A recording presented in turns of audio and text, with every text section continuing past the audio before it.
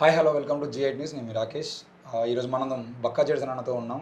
నిన్న అన్న చేసినటువంటి పోరాటం మనం చూసినాం దగ్గరుండి. ఎందుకంటే టీజీపీఎస్సీ ఆఫీస్లో పడుకొని నిరసన తెలియజేయడం కాదు, పోలీసులు కూడా చాలా క్లియర్గా ఆయన ఏం చేస్తాడో చేయండి, మేము ఆయన జోలికి పోయేటువంటి పరిస్థితి లేదు, జోలికి పోతే ఆయన మా మీద కూడా కేసులు వేసేటువంటి పరిస్థితులు ఉంటాయని చెప్పేసి అంటే ఆ పరిస్థితిలోకి ఈరోజు ప్రభుత్వం వచ్చింది అనేటువంటి కోణాన్ని మనం అర్థం చేసుకున్నాము. అయితే ఈరోజు మరిన్ని విషయాలు అడిగి తెలుసుకునేటువంటి ప్రయత్నం చేద్దాం. అసలు ఏంది ఈ పోరాటం, ఎందుకు జరుగుతూ ఉంది, కాంగ్రెస్ మీదనే ఇంత సీరియస్గా పనిచేయాల్సినటువంటి అవసరం వస్తుంది అని చెప్పేసి అడిగి తెలుసుకునేటువంటి ప్రయత్నం చేద్దాం. అన్న welcome to G8 news.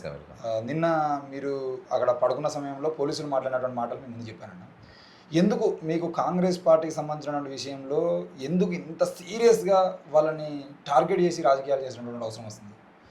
Brother, నాకు ఎవరు టార్గెట్ ఉండడు, ఎవడు ఉండడు. నేను ఈ రాష్ట్రానికి ఈ తెలంగాణ తెచ్చుకున్నది ఈరోజు మన స్వయం పాలన కోసమని నీళ్ళు నిధులు నియామకాలని ఇవన్నీ కూడా మనకు ఎక్స్ప్లెయిన్ చేసింది 420 గాన్లు. ఈ 420 గాన్లు పోయిన ప్రభుత్వంలో కొంతమంది జమ అయ్యారు, ఈ ప్రభుత్వంలో జమ అయ్యారు.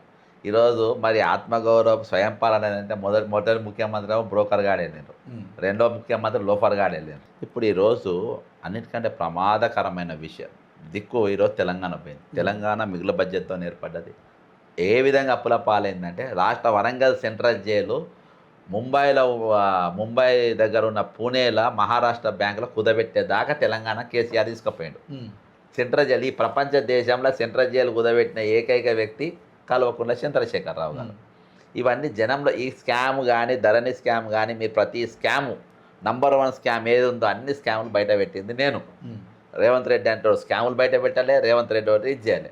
గత ప్రభుత్వంలో వాటాలు తీసుకున్నాడు వీడు, ఈ సంవత్సరం వాళ్ళకు వాటాలు పంచుతున్నారు. ఎవరికి? బీజేపీ కానీ, బీఆర్ఎస్ కానీ, నీకు తోక పార్టీలకు, మేధావులకు అందరికీ. ఈరోజు ముఖ్యమంత్రి తెలంగాణ ఏర్పడిన తర్వాత ఈ తెలంగాణ అనేది రోజు డెన్ లెక్క తయారు చేసాం.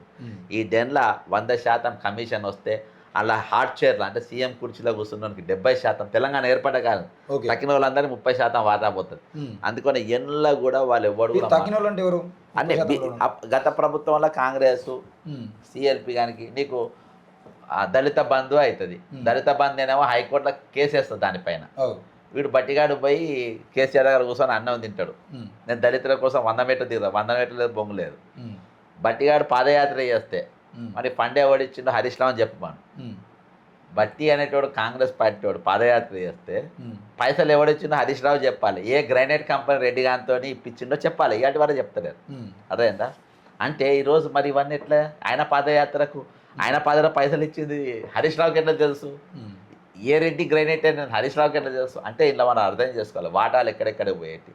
కోదండ రామ్ అనేటోడు ఇయాల్టి వరకు, తిరుమల మల్లి అనేటోడు ఇయాల్టి వరకు, కాళేశ్వరం దాని మీద ఎందుకు మాట్లాడు? ఈరోజు ఇమీడియట్గా మేఘా కృష్ణారెడ్డి మునిగిపోయిన బాహుబలి మూటలపైన ఎంక్వైరీ చేయమని ఇయాల్టి వరకు పదం ఎందుకు వాడతలేరు? ఇయాల్టి వరకు మిషన్ భగీరథ పైన పాత ఇంటెక్ ట్యాంకులు, పాత పైప్ లైన్ల మీద అవి కొత్తయా పాత వెంటనే ఎంక్వైరీ చేయాలని ఎందుకు మాట్లాడారు? వీళ్ళంతా ఎందుకు మాట్లాడారు? అంటే వీళ్ళు ఇప్పుడు మీరు అంటున్నదేమో వాడు లోఫర్, వీడు జోకర్, ఇంకేమనుకున్నా. అయితే వీళ్ళు మాట్లాడుతున్న మాటలు ఏంది?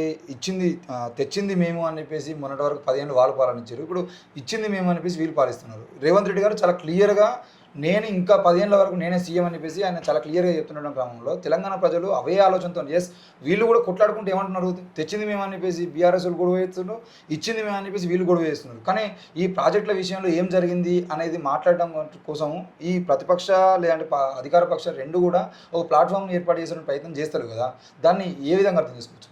ఇప్పుడు గొర్రెల స్కామ్ కాగరిపల్లో రెడ్ హ్యాండ్గా దొరికిపోయారు. ఎవరు జైలుకు పోయారా? పాలకపక్షం. అదేదా కార్ రేస్లో కేటీఆర్ రెడ్ హ్యాండెడ్గా దొరికిపోయారు. తప్పించుకునే ఛాన్స్ లేదు, పక్కా జైలు.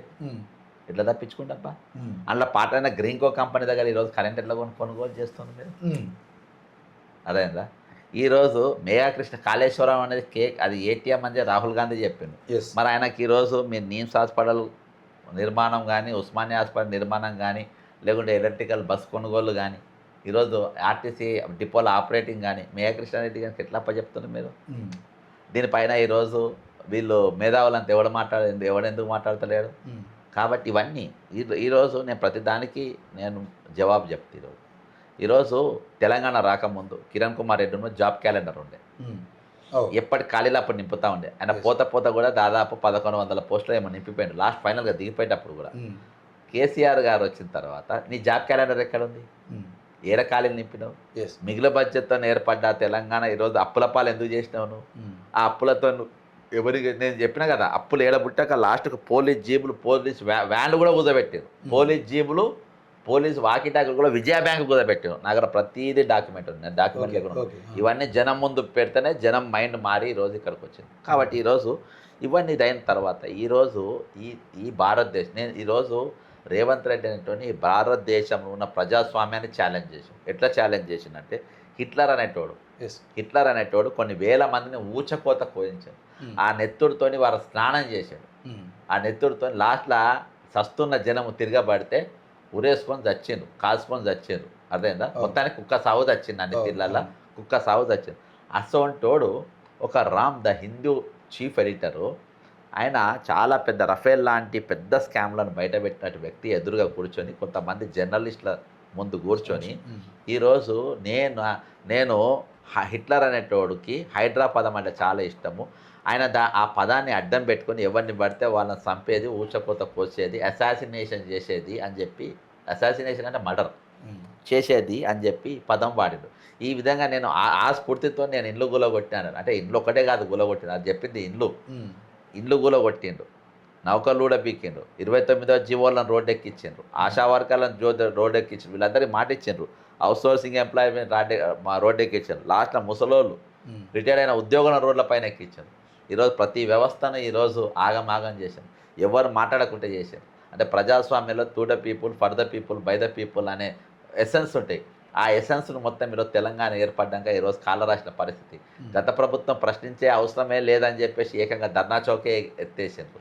ఈ ప్రభుత్వం వచ్చి ధర్నా చౌక పెట్టి నిత్యం ధర్నాలే చేసుకోండి, కానీ మీ ధర్నాల మేము వినేటోళ్ళం కాదు, స్పందించేటోళ్ళం కాదు, మాట్లాడేటోళ్ళం. ఎందుకంటే మాకు హిట్లర్ ధోరణి ఉందని చెప్పి చాలా స్పష్టంగా ప్రభుత్వం హిట్లర్ పదంలో ఏమంటున్నంటే ఆక్రమణని చెరువులు కానీ మిగతా భూములకు సంబంధించిన విషయంలో ఆక్రమణలు ఏది ఉన్నా కూడా నేను హిట్లర్ లాగానే ప్రవర్తిస్తా, బరాబర్ చెరువుల్ని భూముల్ని కాపాడుకునే ప్రయత్నం చేస్తాం, ఇక్కడ వెనక్కి పోయేది లేదు, అందుకే హైడ్రా అనేది కూడా పెట్టినాం అని చెప్పేసి చెప్తున్నాడు. ఆ ఆక్రమణలకు సంబంధించిన విషయంలో ఆయన చేస్తున్నది సరైంది అని చెప్పేసి కాంగ్రెస్ వాదులు దాన్ని విపరీతంగా ప్రచారం చేసే ప్రయత్నం చేస్తున్నారు. అంటే ఈ ఆక్రమణల పేరుతో చేస్తున్న దందా వెనకాల ఇంకేమైనా ఉందా?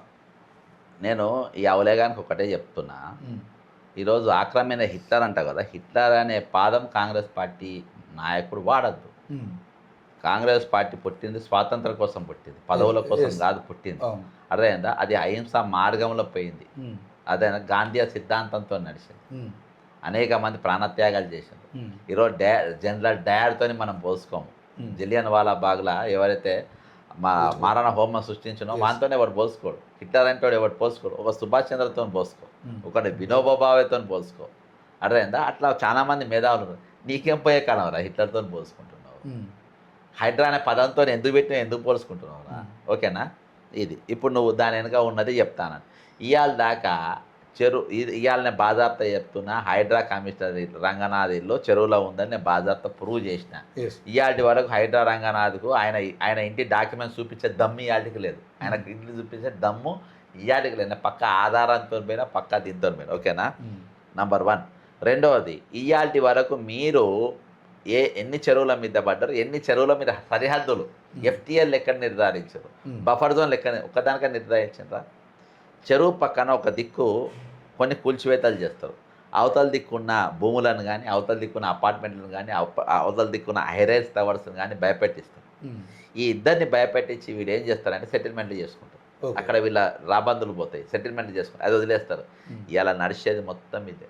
ఇవాళ నేను బాజాప్తా చేస్తున్నా. వాసవి మియాపూర్లో అది కోమ చెరువులు ఉన్నది. ఈరోజు ఆనంద్ కన్వెన్షన్ హిమాయత్ చెరువులు ఉన్నది. చాలా గెస్ట్ హౌస్లు హిమాయత్ చెరువులు ఉన్నది. ఈరోజు ప్రేమావత్ చెరువు లోపలికి నేను పోయినా, లోపలి దాకా పోయినా. నిన్న కవిత మీద వచ్చి చిలక పలుకులు పలుకుతుంది, కానీ ఆ లోపలికి అప్ప చెరువు ఎట్లా మునిగింది, అప్ప చెరువుని ఎట్లా మింగేసిండ్రు, అప్ప చెరువులు ఎట్లా బస్సు కొట్టుకపోయింది, అది ప్రేమావత్ చెరువు అందులో ప్రెస్టేజ్ ఎట్లా కట్టిండ్రు. ఇవాళ వరకు ప్రెస్టేజ్ జోలికి పోలే. నేను రిటర్న్ కంప్లైంట్ ఇచ్చిన. హైడ్రా రంగం తీసుకోవడం తెలుసు, ఇదంతా సెటిల్మెంట్ బ్యాచ్ దందా చేస్తాం. ఈరోజు హైడ్రా పేరు మీద జరుగుతున్నట్టు ఒక దందా. ఎన్ని కోట్ల దందా జరుగుతుంది అంటారు? ఎన్ని బ్రదర్, అది డైలీ ప్యాకేజీ బ్రదర్. ఇంకోటి, హిట్లర్ అనే ఆలోచనకి ఇంకో ఎగ్జాంపుల్ చెప్తాను. మామూలుగా ఈయన రాజ్ అంటే రాజవాసంలో ఉండాలి. Yes. నువ్వు ముఖ్యమంత్రి అబ్బాయి, ముఖ్యమంత్రి అంటే ఎడ కూర్చుంటారా? ఉమ్. పోయి ప్రజాభవన్లో కూర్చోవాలి. అవును. ప్రజాభవన్ కంచె బీకినావు, ఉమ్. కంచె బీకినావు, అలా నేను కూర్చునేది లేదు ఏం లేదని చెప్పి అలా ఎస్సీ ఎస్టీలను పెట్టినావు. ఎవరిని? ఎస్సీ ఎస్టీ బట్టి. బట్టి ఉన్న సీతక్క. Yes. సీతక్క అన్నీ ఉంటాయి కదా, అవును. వాళ్ళని పెట్టినావు, పీకిచ్చినావు. వాళ్ళ భద్రత ఎందుకు బొంగ అని చెప్పి తీపిచ్చినావు. అదే నువ్వేడ కూర్చొని ఇంట్లో కూర్చున్నావు. ఇంట్లో ఎందుకు కూర్చున్నావు? దందాలు చేయని కూర్చున్నావు. నీ ఇంట్లో ఆ సందులలో నువ్వు ఇల్లు పెట్టుకొని కూర్చున్నా దందాలు చేయనికి. ఎవడు వచ్చేది ఎవడు పోయేది కనబడద్దు, ఏం తెచ్చేది కనబడద్దు, ఎంత దాచేది కనబడద్దు. ఈరోజు ఇంట్లో ఉన్నది అందుకు. ఇంకోటి, ముఖ్యమంత్రి వారు సచివాలయంకు రావాలి. ఈయన ఎడ కూర్చొని చేస్తాడు? హిట్లర్ ఎడ కూర్చొని చేసేది? పోలీసులతో మిలిటరీలతో కూర్చొని. ఈయన కమాండ్ కంట్రోల్ రూమ్ 6వ ఫ్లోర్లో కూర్చొని పరిపాలన చేస్తాడు. తెలుసా మీకు ఇది? కమాండ్ కంట్రోల్ రూమ్ 6వ ఫ్లోర్లో కూర్చొని ఈయన పరిపాలన చేస్తారు.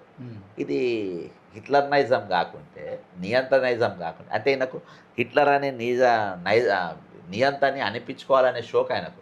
కాబట్టి కమాండ్ కంట్రోల్ రూమ్ 6వ ఫ్లోర్లో కూర్చొని ఈ రేవంత్ రెడ్డి అనేటోడు అక్కడ చేస్తాడు. ముఖ్యమంత్రి అనే బట్టలు కానీ, ముఖ్యమంత్రి అని ఎట్లా ఉండాలి?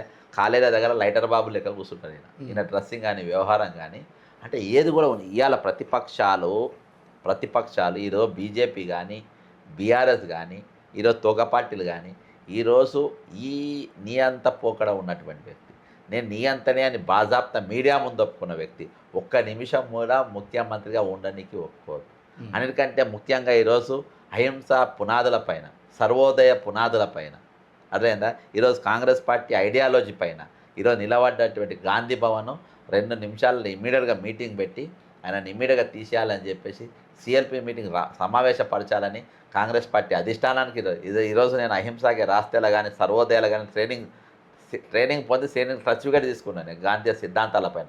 నా అంత పెద్ద కాంగ్రెస్, నా అంత పెద్ద అహింస సిద్ధాంతం గల్లోడు, నా అంత పెద్ద సర్వోదయ ఈ రాష్ట్రంలో ఏ పుడింగాడు లేడు. అర్థమైందా? ఏ పుడింగాడు. ఇవాళ వీళ్ళు ఆ సిద్ధాంతంతో ఉన్నామని చెప్పి ఇవాళకి బాజాప్తా ఒప్పుకున్నట్టు వ్యక్తి ఏ విధంగా ముఖ్యమంత్రికి ఒప్పుకుంటారు? ఏ విధంగా క్యాబినెట్ ఒప్పుకుంటారు? ఎందుకు మరి అసలైన గాంధేయవాదులు ఎందుకు వ్యతిరేకించట్లేదు మరి హిట్లర్ పదాన్ని? ఆ అసలైన గాంధేయవాదులు అందరూ ఈరోజు గాడ్సేల్వాదులు అయిపోయారు. ఈరోజు బాజాప్తా నరేంద్ర మోడీ గారు వచ్చి నువ్వు నా పార్టీకి వచ్చేసేయి అని అంటారు. అవును. అర్థమైందా? బాయ్ అనిపించుకుంటారు. ఈరోజు అందులో ఒక మైనర్ బాలికను కీచక పర్వంలోకి లాగి ఆమెను అవమానపరిచే ప్రయత్నం చేసినప్పుడు ఈరోజు వాళ్ళందరూ కూడా ఆయన తప్పించుకునే ప్రయత్నం చేశారు. రేవంత్ రెడ్డి ఇంట్లో బాజాప్తా ఆ అక్యూజ్ను దాచిపెట్టుకున్న పరిస్థితి. నేను పక్కా సమాచారంతో రేవంత్ రెడ్డి ఇంటికి పోయినా.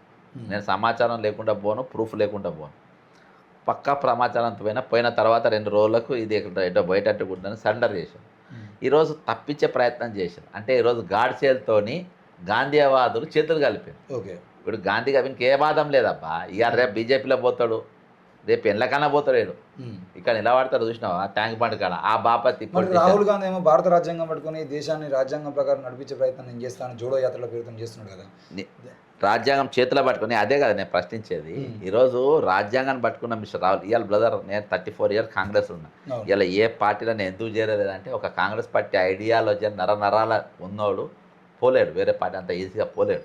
కానీ ఈరోజు రాహుల్ గాంధీ అనేటోడు ఇసోంటి ఫాల్త్ కానీ ఏ విధంగా ముఖ్యమంత్రి చేశాడు బ్రదర్? ఇంకా ఇక్కడికి ఆగలే, ఇంకా దారుణాలు. వీన్ని చేసినట్టే వీనికన్నా దరిద్రుడిని ఇప్పుడు ఇంకొకరిని చేసిండు కర్ణాటకలో. వాడు సగం యాపిల్ తిని కార్యకర్తలకు ఇస్తుండు. మరి వాడు రాజు అనుకుంటుంటే ఏమనుకుంటాడు? డీకే శివకుమార్ కానీ వాడు పెద్ద డాఫర్ గాడు, ఆడు అక్కడ ఇన్ఛార్జ్గా పనిచేసిన. వాని తమ్ముని 4,50,000 మెజార్టీతో ఓడగొట్టిండు. వాడు పెద్ద లీడరేం కాదాడు. అర్థమైందా? ఇక్కడ వీడిని తీసుకొచ్చి పెట్టింది వీడును వాడు కేసీ వేణుగోపాల్ గారు. ఈరోజు మన ఉసురు దాకి కేసీ వేణుగోపాల్ గారు ఎగిరిపోయాడు. వీడు కూడా నెక్స్ట్ వేది బెంగళూరు మున్సిపాలిటీ ఎన్నికల్లోకి వెళ్ళి వీని పని కథం వింది. వీని గోలిగా సగం యాపిల్ అంటే ఎసొంటోళ్ళం పట్టుకొచ్చింది. అరే ఎవడ నా యాపిల్ సగం యాపిల్ని నా యాంగిల్ తినరాని కార్యకర్తలకు ఇస్తున్నట్ట. ఏంది వాడు అంటే వీళ్ళిద్దరు ఎసొంటోళ్ళు మోపైన అంటే కాంగ్రెస్ పార్టీకి ఏం పోయే కాలం వచ్చిందో ఏందో. ఈ దరిద్రం సోనియా గాంధీ గారి ఆరోగ్యం ఎప్పుడైతే పాడైందో, ఆమె ఎప్పుడైతే వెళ్తలేదో, ఇక అన్నా చెల్లెల మధ్య చేతిలో ఈ పార్టీ ముందుకు నడుస్తలేదు. అంత పెద్ద పాదయాత్ర భారత్ జోడో అంత మాటీ మీద. రాహుల్ గాంధీ, ప్రియాంక గాంధీ తెలంగాణ కాంగ్రెస్ను వదిలేసారు అనుకోవచ్చా? వదిలేసిండ్రు అని అనుకుంటే మరి ఇక్కడ ప్రియాంక గాంధీ గారు అట్లేం కాదు కానీ అలా కొంతమందికి తైలాలు ఉడుతున్నాయి రెగ్యులర్గా, డీడీలు కడుతుండ్రు. అంటే బీఆర్ఎస్ చెప్తున్నటువంటి మూటలు నిజంగానే పోతున్నాయి మరి ఇక్కడ నుండి. బీజేపీ ఏం శుద్ధ పూసేమో కాదు కానీ బీఆర్ఎస్ బీజేపీలో 100% పోతుంది. అది ఎట్లైనా ఫండింగ్ వాళ్ళు ఇస్తారు. ఈయన ఇదివరకు వేరే పార్టీలకు ఆ పార్టీ ఏం సంకనాకనికి వచ్చింది, హైదరాబాద్కు ఎంపీకనికి వచ్చింది ముఖ్యమంత్రి వచ్చిండు. ఈయనతో చేతులు కలిపి లిక్కర్ కేసుల బిడ్డతో జైలుకు పోయిండు. ఎంపీకనికి వచ్చిండు. అక్కడికి వెళ్ళి పంజాబ్ ముఖ్యమంత్రులు ఆ ముఖ్యం ఇక్కడికి వచ్చేదంతా పైసల కోసమే. ఎక్కడ ఎన్నికలు జరిగినా ఇక్కడికి వెళ్ళి మన పైసలు అన్ని రాష్ట్రాలకు పోయినాయి, అన్ని రాష్ట్ర పనులు మనం తిన్నారు. ఈరోజు ఈ ప్రాక్టీస్ స్టార్ట్ చేసింది కేసీఆర్ అబ్బా. కేసీఆర్ నియంత పోకడపోయిండు, ఆయన చెప్పుకోలేదు. ఈయన ఆయన కంటే నేను ఎక్కువ నియంత్రణ అని చెప్పి ఈరోజు బాజాబ్తా చూపించే ప్రయత్నం చేశాను. ఇవాళ పచ్చి అబద్ధం ఆయన ముందు కూర్చొని 67,760 పోస్టులు ఇచ్చేసిన అనగానే ముఖ్యమంత్రి గారు చెప్పిండని ఆడ కూర్చొని అవలేగాలంతా సప్పర్లు కొట్టిర్రు. అదే నేను అవలేగాని కాదు కదా, టీజీపీఎస్కి పోయినా నీ లెక్కలేందో బతకరా, లెక్కలేవు లోపల కూర్చొని మాట్లాడదాంరా, లోపల కూర్చొని రాతాం లోపల లెక్కలు లేకుండానే మాట్లాడేటువంటి పరిస్థితులు వచ్చినప్పుడు ఇక్కడ పౌర సమాజం ఎందుకు దాన్ని ప్రశ్నించలేకపోతుంది మరి? సీరియస్గా ఉన్నారు బ్రదర్. అందుకనే ఈరోజు ప్రశ్నించే గొంతుకలు ఎన్ని ఉన్నాయనేది చూసారు. ఓకే, ప్రశ్నించే గొంతుకలు అంతా మార్కెట్లో వేలం పాట వేసుకొని పెట్టుకున్నాం. నేను గట్టిగా ప్రశ్నించేటోడిని, అర్థం నేను గట్టిగా మాట్లాడేటోడిని, నా రేట్ ఎంత అని చెప్పేసి ఈరోజు లపాకీలు లెక్క పెట్టుకొని కూర్చున్నారు అంతా. ఓకే, ఈరోజు తెలంగాణ ప్రయాణికం కరెక్ట్ అవకాశం కోసం చూస్తుంది. మళ్ళీ మరలేసి కొడితే మళ్ళీ ఎగిరేసి పడిపోతారు రేపు దినాన. ఈరోజు ఓపిక ఉన్నంతసేపు ఓపిక ఉంటుంది, ఓపిక నశించే రోజు ఇది ఉన్నది. నడిపించే నాయకత్వం వీళ్ళతోని ఎవరైతే మా తరపున టీఎన్జిఓలు ఉన్నారు, టీఎన్జిఓలు ఏంది మా మారెం జగదీష్ నాయకుడు అనుకుంటు, టీజీఓలు ఉన్నారు మా ఏలూరు శ్రీనివాస నాయకుడు. నేను ఒకటి చూపెడతా, అరే సంఘాలు మీరు మా దగ్గరకు చందాకు రావద్దు, మా పిఆర్సీలు ఇప్పిస్తలేరు, మా డిఏలు ఇప్పిస్తలేరు, మా రిటైర్డ్ బెనిఫిట్స్ ఇస్తలేరు, మాకు హెల్త్ కార్డు ఇప్పిస్తలేరు, చందాల కోసం అయితే ఈ బలుగుతుంది అని చెప్పి బాజాబ్తా పోస్టర్లు పెట్టారు. ఓకే, వాట్సాప్లలో. ఏది ప్రభుత్వ ఉద్యోగులు అబ్బా, అర్థమైందా? అంటే ఈరోజు లీడర్షిప్ అనేది మేధావుల లీడర్షిప్ పడిపోయింది, పొలిటికల్ లీడర్షిప్ పడిపోయింది, ఎంప్లాయీస్ లీడర్షిప్ పడిపోయింది. లాస్ట్లో నిరుద్యోగుల సంఘాలు ఉండేటి ఇదివరకు ఓ 9. మన దగ్గర వాడు ఉన్నాడు ఎవడు, నేను ఎప్పుడు ఉద్యమం మొదలుపెట్టింది ఇప్పుడు ఆ నిరుద్యోగుల గురించి. ఈరోజు ఇయాటిన 9 నెలలు అబ్బా రిటైర్డ్ ఉద్యోగులు అనమాట. 9 నెలల్లో దాదాపు ప్రభుత్వం నుండి 4,000 కోట్లు ఇప్పటికి ఇప్పించిన. Only because of fight, not because of court. నువ్వు ఏ రిటైర్డ్ ఎంప్లాయ్ అన్నాడు వాళ్ళే చెప్తారు, అర్థమైందా? నిర్విరామంగా పోరాటం ఇయాలి కొనసాగుతుంది ప్రతిరోజు 2 రోజులు. అవుట్ సోర్సింగ్ కూడా మేము ఇప్పుడు టేకప్ చేసినాం. ఇవాళ నేను నాది ప్రయాణమే మొదలైంది తెలంగాణ ఏర్పడి నిరుద్యోగులతో. నిరుద్యోగుల ఇష్యూ ఎందుకు ముందుకు పోతలేదు? ఎందుకంటే నేను మొదలు పెట్టాను, కవిత దగ్గర చేరిండు వాడు, అర్థమైందా? వాడిని దీక్ష కూర్చోబెడతా. ఇవాళ దిగిన కదా, నిన్న పోలీస్ స్టేషన్లో అరెస్ట్ ఉన్నా, వాడు ఒక స్టేట్ 15వ తారీఖు వెళ్ళి యుద్ధం అన్నాడు. యుద్ధం ఎప్పటిదాకా చేస్తాడు, నా డైవర్ట్ అయ్యేదాకా సైలెంట్ అయ్యేదాకా చేస్తాడు, తెల్లరికెళ్ళి కనవాడాడు, మళ్ళీ ఒక దిక్కుమాల దీక్ష చేస్తాడు. ఎన్నిసార్లు దీక్ష చేసిన వాడు ఒక్కడే బతాడు అబ్బా, ఏం కాదు. జర లొట్టలు చెంపలు పోయినా చూపించడానికి లైట్ గడ్డం పెంచుతాడు, అర్థమైందా? ఈరోజు ఉద్యోగ సంఘాలను మొత్తం 75% ఉద్యోగ సంఘాలను మొత్తం డైవర్ట్ చేసి పడేసారు. అంతా ప్రీపెయిడ్ కేసులు అయ్యారు. ఈరోజు గ్రామీణ ఎందుకు ఫోన్లు పొద్దుగాలకి వెళ్ళినారు 46వ జీవో కానిస్టేబుల్ పోస్టు 5,000కి వెళ్ళి 20,000 పెంచుండ్రని పెంచిపోయమని. ఈరోజు గ్రామీణ ప్రాంతం యువత నిరుద్యోగులు చాలా పెద్ద ఎత్తున బాధపడుతుంది. కాబట్టి వీళ్ళందరూ కూడా ఈరోజు ప్రశ్నించే ఇలాంటి గొంతుకలన్నీ ఈరోజు నిరుద్యోగుల చాలా పెద్ద సబ్జెక్ట్, చాలా పెద్ద. మీరు నిరుద్యోగుల గురించి వచ్చారు కాబట్టి ఇంకో విషయం, ఇప్పుడు దాదాపు కానిస్టేబుల్ ఉద్యోగాలు 10వ తరగతి పాస్ అయితే చాలు అనేటువంటి కానిస్టేబుల్ ఉద్యోగాల కోసం యూనివర్సిటీలో పిహెచ్డీలు చేసినటువంటి వాళ్ళు, ఇంజనీరింగ్ పూర్తి చేసిన వాళ్ళు, ఎంఫిల్లు పిహెచ్డీ దాదాపుగా ఎంటెక్లు చేసినటువంటి వాళ్ళు కూడా ఈరోజు కానిస్టేబుల్ ఉద్యోగాలకు అప్లై చేస్తున్న పరిస్థితులు తెలంగాణలో కనబడుతున్నాయి. లాస్ట్ టైం కానిస్టేబుల్ ఉద్యోగాలు కూడా పిహెచ్డీ డాక్టరేట్ పొందిన వాళ్ళు కూడా అప్లై చేసిన పరిస్థితులు కనబడదు. నిన్న బీజేపీ ఎంపీ మాట్లాడుతూ మిర్చి బండి పెట్టి నెలకు ₹1,00,000 పలానా వాళ్ళు సంపాదిస్తున్నారు, మీరు కూడా మిర్చి బండ్లు పెట్టుకోండి, అది కూడా ఒక ఉపాధి అని చెప్పేసి మాట్లాడుతున్న పరిస్థితి కనబడుతుంది. దాని మీద మీ స్టేట్మెంట్? నేను ఒకటే చెప్తున్నా రఘునందన్, అరే రఘునందన్ నువ్వు ఒక పని చేయరు అబ్బాయి, నువ్వు సులభ్ కాంప్లెక్స్ కట్టుకో, మంచి రాబడి ఉన్నది. ఓకే, ఇప్పుడు వెస్టర్న్ పైన యుద్ధం అని పోయిండు, అలానే ఆఫీస్ పెట్టిండు మన దగ్గర బ్లాక్ మెయిల్ చేసి తొప్పి. వెలిమల మన లంబడి బిడ్డల మధ్యలో యుద్ధం అని పోయిండు, వెలిమల కొండకల్లా, అర్థమైందా? అక్కడ అపర్ణావంతుని కుంభకాయను తెల్లారిగా దాని మీద మాట్లాడితే ఒట్టు, మళ్ళీ మాట్లాడలే. ఇలా బ్లాక్ మెయిల్ నేర్పు. మీ ప్రధానమంత్రి ఏమో ఆయన పకోడీ అమ్ముకోమంటాడు. ఆయన క్లాస్మేట్ ఒక్కడు, ప్రధానమంత్రి క్లాస్మేట్ ఒక్కడిని ఇవాళ వరకు చూడలే. ఆయన క్లాస్మేట్లు కనవాడరు, ఆయన చిన్నప్పటి దోస్తులు కనవాడరు, ఆయన స్కూల్ మేట్స్ కనవాడరు, ఏ స్కూల్లో ఏ కాలేజ్ ఇవాళ వరకు. ఇవాళ నీవేమో పకోడీ అవేది ఏమో మిర్చి బజ్జీ అని గోకుల్ చాట్ నడుపుకో, మిర్చీలు బజ్జీలు పట్టుకో అని నువ్వు అంటున్నావు. నువ్వు సులభ్ కాంప్లెక్స్ పెట్టుకో, అటువంటి నువ్వు మొత్తం ప్రపంచవ్యాప్తంగా అంతటా కూడా నువ్వు దాని బ్రాంచీలు పెట్టుకో, ఫ్రాంచైజీలు పెట్టుకో. రాయకనుకు నేను ఎవడు అడిగిందా సలహా, అడిగిన సలహా మూసుకొని కూర్చోరాదు. మన ఎంపీని చేసిండ్రు, నీకు ఓటే నేను రేవంత్ రెడ్డి నిన్ను ఎంపీగా గెలిపించిండ్రు. అర్థమైంది? ఎట్లా గెలిపించారు చెప్పాలన్నారా? నేను నీలమ్మద అనేటోడు ఇండిపెండెంట్గా నిలబడి ముదిరాజ్ బిడ్డలు, బీసీ బిడ్డలు ఎవరిని కాంగ్రెస్ వాళ్ళని ఒడగొట్టమని 7,000తో కాటాసీని ఓడిపోతాడు పటాన్చెర్ల. ఈయన సీట్ల 35,000 ఏమో ఓట్లు ఈయన పడతాయి. అదేందా? నర్సాపూర్లో ఓడిపోతాయి 3,000 4,000 ఓట్లతో. జగ్గారెడ్డి ఓడిపోతాడు 2,000 3,000 ఓట్లతో. ఈ విధంగా 4-5 సీట్లు ఆయన చేయబట్టి దుబ్బాక ఆయన ఓడిపోతాడు. సిద్దిపేట మైనస్, ప్రతి దగ్గర దాదాపు 5,000 10,000 ఓట్లు మైనస్ చేసి వీళ్ళందరూ కలిసి నీలమ్మదిగానే అయితే ఓడగొడతారు. అర్థమైందా? ఇది ఈజీగా గెలుస్తారని చెప్పి నీలమ్మదికు టికెట్ ఇచ్చారు ఇండిపెండెంట్గా నిలబడడానికి. ఓకే, తీసుకొచ్చి కాంగ్రెస్ పార్టీ టికెట్ ఇస్తారా ఎవడన్నా? ఇప్పించుకొని గెలిపించారు. ఈ విధంగా ప్రతి సీటు కూడా అట్లా మూసుకొని కూర్చో. గెలిచినవు అన్ని ప్యాక్ చేసుకొని ఏదో బ్లాక్మెయిల్ చేస్తున్నావు, బెదిరిస్తున్నావు, తింటున్నావు, కూర్చో. మొన్న ఏది మహబూద్ అలీ కొడుకు హోంమంత్రి ఉన్నప్పుడు ఏదో అమ్మాయిని ఏదో చేసిందని నువ్వు ఏదో బెదిరించి అక్కడ కూడా దబ్బు తినేసినావు, తెల్లారికైనా మాట్లాడలే. మరి అదే బండి సంజయ్ కొడుకు చేస్తే అన్ని ముందు వెనక నవరంధ్రాలు మూసుకొని కూర్చున్నావు. అట్లా కూర్చోరాదు. ఎందుకు పీకనికి స్టేట్మెంట్ ఇస్తాం? మళ్ళీ నువ్వు గెలిచలేదు, బొంగులేదు. కాబట్టి ఈ సలహాలు ఇవ్వద్దు. ఆల్రెడీ మంట మీద ఉన్న నిరుద్యోగం, ఆల్రెడీ ఇక్కడ నిరుద్యోగ సంఘాల మూలం మోసం చేస్తున్నాయి, వీడు మోసం చేస్తుండు. కాబట్టి ఈరోజు మా తరపున దొంగ దీక్షలు చేసేవాడు ఆడు మోసం చేస్తుండు వాడు వచ్చి. కాబట్టి నిన్న రాత్రికి వెళ్ళి, అంటే నిరుద్యోగ సబ్జెక్ట్ కరెక్ట్గా వెళ్ళక బ్రదర్ నన్ను బ్లైండ్గా నమ్ముతారు. వాళ్ళు బ్లైండ్గా నమ్ముతారు.